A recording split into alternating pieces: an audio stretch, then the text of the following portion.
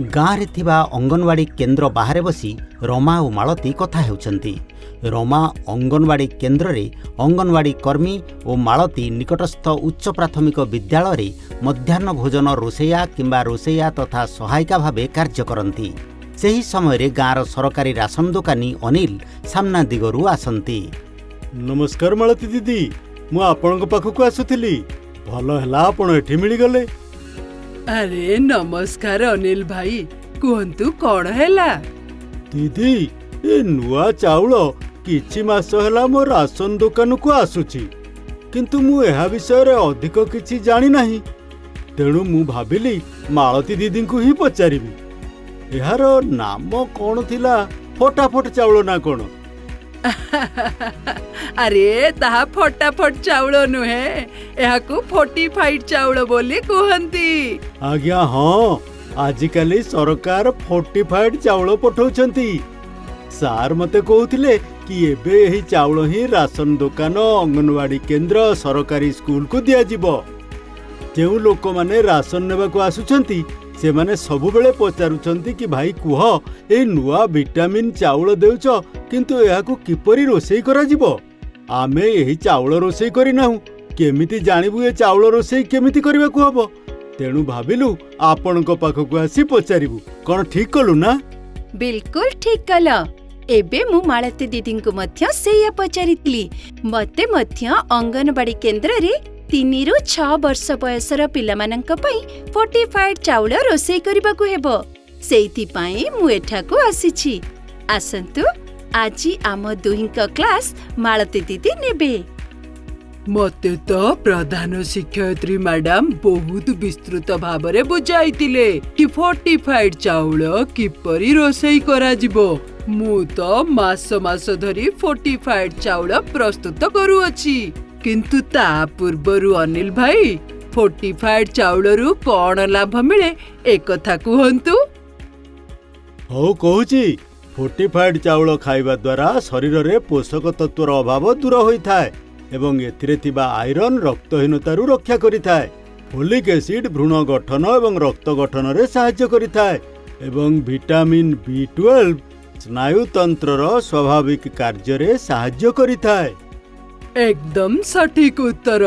तेणु मोर प्रिय छात्र छात्रीगण, क्लास नेबा पई आमको आम कक्ष को जिबाको हेबो, अर्थात रोषेई घर को। तबे चलो।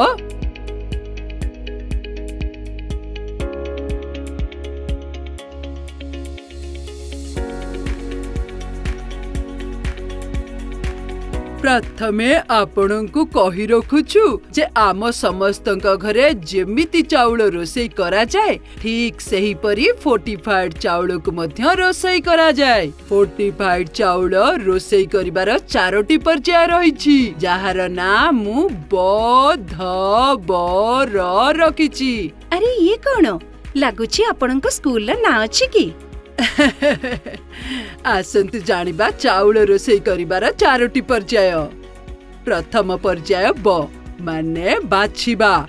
फोर्टिफाइड चाउल को बाछिबा समय रे सेतिरु गोड़ी, पत्थर ओ अन्य अदरकारी पदार्थ बाछि बाहर करि देउथिबे, किंतु एई जे चाउल भली दिसुथिबा दाना, एगुडी को फोर्टिफाइड चाउल दाना कुहा जाय एवं से गुडी को बाछि केबे हेले फिंगिबे नाही। एही दाना रे आयरन, फॉलिक एसिड एवं विटामिन B12 रा पोषक तत्व रहिथाय। सेइथि पाई फोर्टिफाइड चाउल को बाछिबा समय रे ध्यान रखंतु, केवल गोड़ी, पत्थर ओ मैला बाहर करिबा, चाउल दाना नुहे। एही दाना रे रहिथाय आयरन, फॉलिक एसिड एवं विटामिन B12 भली पोषक तत्व। एहाकु खाइले मिली थाए सुस्थ शरीर।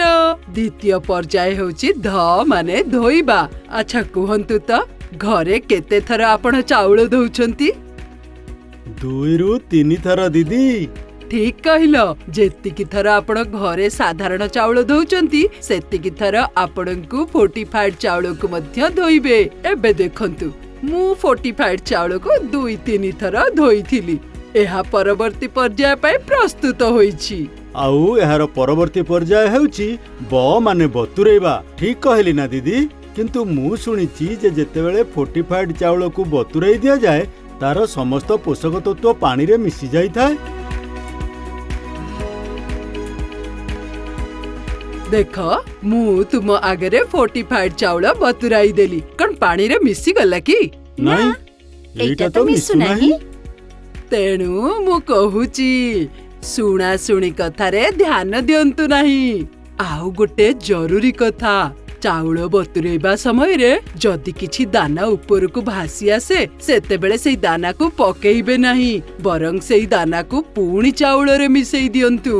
एबे आमे सबुठारु अत्यावश्यक एवं अंतिम पर्याय को जाउछु जहा हेउची र माने फोर्टिफाइड चाउल किपरि रोसेई करिबा। चाउल रोसेई करिबा समय रे एही सब जिनिस प्रति ध्यान देबा निहाती आवश्यक। जेउ पानी रे चाउल बतुरा जाई थाए सेही पानी रे चाउल रोसेई करंतु। ढांकुणी रे बंद करी फोर्टिफाइड चाउल रोसेई करंतु। सेतिकी पानी नियंतु जेतिकी रे चाउल भलो भाबे रोसेई होई परिबो। ध्यान दियंतु चाउलर पेज आदौ भिंगिबा उचित नुहे।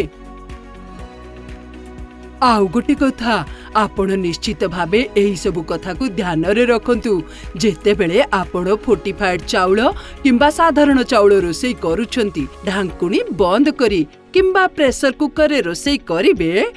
एपरी रोसेई करिबा द्वारा चाउलर पोषण बजाय रही थाए। देखंतु फोर्टिफाइड चाउल रे भात प्रस्तुत होई गला। आपण एहा को खाई कुहंतु केमिति लागुछि। दीदी एई फोर्टिफाइड चाउल रे प्रस्तुत भात स्वाद ओ बास्ना रे साधारण चाउल भଳି जहा हमें आज पर्यंत खाई आसुछु। निहाती एहा अधिक पुष्टिकर चाउल कारण एथिरे प्रचुर मात्रा रे पोषक तत्व रही थाए। स्कूल ले पिला माने तो एहा को बहुत पसंद करंती। सतरे आज मालती दीदी को भेटिवा सफल रहिला। फोर्टिफाइड चाउल रोसेई करबा सिखिली एवं एही पुष्टिकर चाउल को खाइबा को मध्य मिली गला। तेबे आपणक फटाफट अर्थात फोर्टिफाइड चाउल द्वारा आपणक डबल लाभ मिलिछि ना। रमा एबे कुह तुमे आज कोन सिखिलो। चाउल को बाछिबा समय रे फोर्टिफाइड चाउलर दाना को बाछि फिंगी दियंतु नहीं। चाउल को बतुरेबा समय रे जदि किछि दाना ऊपर को भासे तेबे ताहाको पकाई देबे नहीं बरং चाउल रे पुणी मिसेई दियंतु।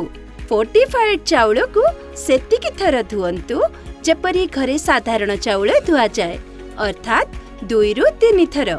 चाउल को पानी रे बतुरेई रखंतु एवं सेही पानी रे चाउल रोसेई करंतु। जदि आपण साधारण चाउल को बिना बतुरेई रोसेई करूछंती तेबे एही फोर्टिफाइड चाउल को मध्य आपण सेही प्रकार रोसेई करि परिबे। सेतिकी पानी नियंतु जेतिकी रे चाउल भल भाबरे रोसेई होई परिबो। चाउल रोसेई करिबा समय रे ढांकुणी बंद रखंतु एवं पेज को फोपाड़ी दियंतु नहीं। दीदी मु हेई गली हुशियार। मते एबे आसी गला फोर्टिफाइड चाउल रोसेई करिवार प्रकार। विटामिन युक्त चाउलरो प्रत्येक मुठा स्वाद पोषण एवं स्वास्थ्य रक्षा।